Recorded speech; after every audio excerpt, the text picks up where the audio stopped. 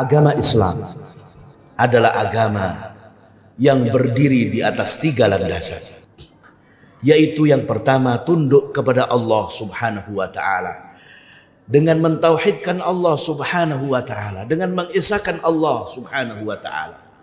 Seorang muslim adalah seorang yang tunduk patuh kepada Allah. Bahkan Islam itu artinya adalah pasrah, menyerahkan diri secara totalitas kepada Allah Subhanahu wa ta'ala, mentauhidkan, mengesahkan di dalam persembahan kita, dalam ibadah kita, di dalam permohonan kita, dalam doa kita, hanya kepada Allah, tidak kepada selainnya.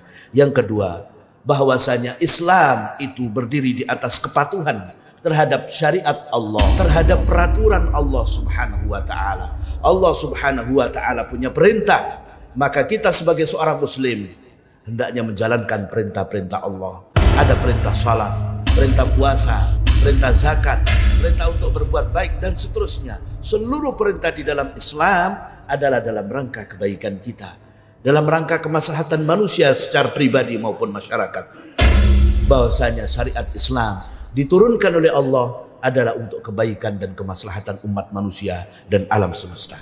Oleh karena itu hendaknya kita patuh terhadap syariat Allah, baik yang berupa perintah maupun larangan Allah Subhanahu wa ta'ala. Semua perintah hendaknya kita jalankan, dan semua larangan Allah hendaknya kita jauhi. Dan inilah yang akan menjadikan seseorang selamat hidupnya dalam kehidupan dunia sampai nanti di akhirat. Dan yang terakhir, Islam berdiri di atas berlepas diri dari kesyirikan. Bahwasanya kita tidak sekedar mentauhidkan Allah, tetapi perlu ditegaskan bahwa kita mengesahkan Allah sekaligus kita berlepas diri dari mereka yang menyekutukan Allah, dari mereka yang menyembah makhluk, dari mereka yang berdoa, meminta, memohon kepada selain Allah. Karena semua yang mereka mohon itu adalah makhluk ciptaan Allah.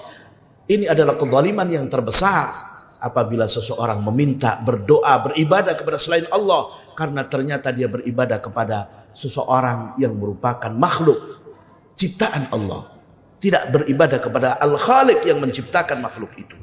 Inilah yang disebut dengan kezaliman yang besar. Inna syirka la zulmun azim. Sesungguhnya kesyirikan adalah kezaliman yang besar.